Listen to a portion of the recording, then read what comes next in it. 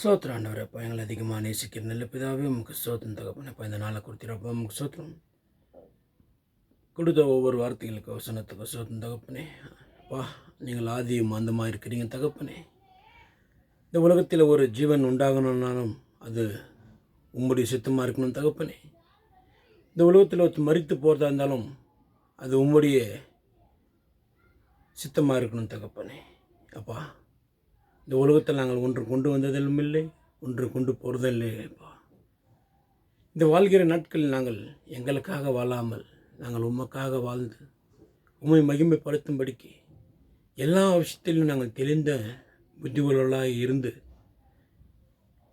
சந்திப்பின் நாளிலே நாங்கள் உம்மை மகிமைப்படுத்தும்படிக்கு இந்த வாழ்கிற இந்த கொஞ்ச நாட்கள் உமக்கு உண்மையாக உத்தமனாக நாங்கள் வாழ்ந்து இந்த பகுதியில் இருக்கிற ஒவ்வொரு மக்களுக்கும் நாங்கள் உம்முடைய நாமத்தை எடுத்து சொல்லி நீங்கள் சொல்லும்படி நாங்கள் வாழ்ந்து நாங்கள் இந்த உலகத்தில் மிகுந்த கனிகளை கொடுக்கும்படிக்கு எங்களை பலப்படுத்துங்க சாமி. நீங்களே பொறுப்பேற்று பாதுகாத்து வழிநடத்துங்க.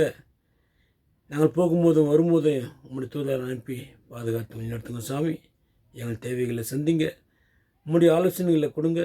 நல்ல ஒழுக்கத்தோடு நல்ல உத்தமத்தோடு நாங்கள் வளர்கிறதுக்கு உதவி செய்யுங்க சாமி. நீங்களே பொறுப்பேற்று பாதுகாத்து வழிநடத்துங்க. திக்கெட்ட பிள்ளைகள் ஒவ்வொருக்கும் சமாதானத்தை கொடுத்து ஆசீர்வதிங்க. கடன் தொழிலை சிக்கி கொண்டிருக்கிற சகோதர ஒவ்வொரு தொட்டு ஆசீர்வதிங்க. ஒரு தேவைகளை சந்திங்க. ஒவ்வொருக்கும் உம்முடைய நாமத்தை மகிமைப்படுத்தும்படிக்கு உம்முடைய ஆவியை கொடுத்து பலப்படுத்துங்க சாமி. தொடக்கம் முதல் முடிவு வரை கூட இருந்து வழிநடத்துங்க தகப்பனே.